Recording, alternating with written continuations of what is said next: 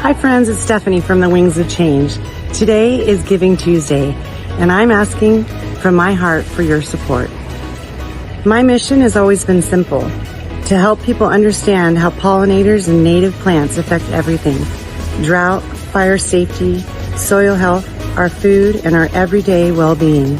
If I've ever taught your child, visited your school, worked with your club, walked your yard, or helped you pick native plants, I'm inviting you to join us today on Giving Tuesday so I can keep doing what I do and helping more families in our community.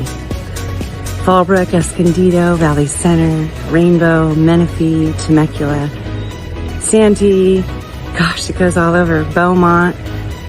Thank you guys for your support.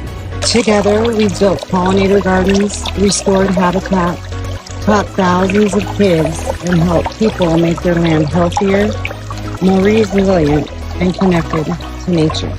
Your support helps bring more programs into schools, more habitat consultations, more workshops, and more resources to the communities that need them most. Even a small gift like $19 keeps this work going.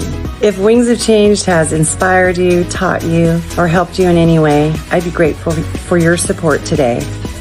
Together, we are Wings of Change.